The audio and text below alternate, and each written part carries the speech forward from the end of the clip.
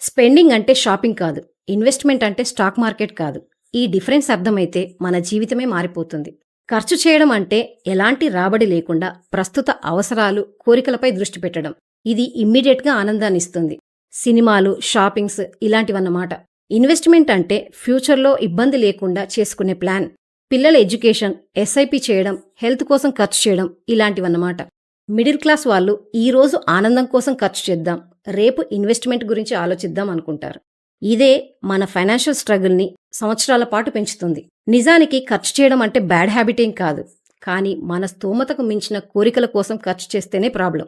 ఆ మాటకొస్తే పెట్టుబడి కూడా ఒక రకమైన ఖర్చే. కాకపోతే ఫ్యూచర్లో రాబడిచ్చే తెలివైన ఖర్చు. అలా అని మీ ఆర్థిక స్థితిని మించి పెట్టుబడి పెట్టడం కూడా కరెక్ట్ కాదు. సరైన స్పెండింగ్, ఇన్వెస్ట్మెంట్ నాలెడ్జ్ ఉంటే మన ఫైనాన్షియల్ స్ట్రెస్ని తగ్గించుకోవడం పెద్ద కష్టమేం కాదు. ఒక్క మాటలో చెప్పాలంటే స్పెండింగ్ అంటే షార్ట్ టర్మ్ హ్యాపీనెస్, ఇన్వెస్ట్మెంట్ అంటే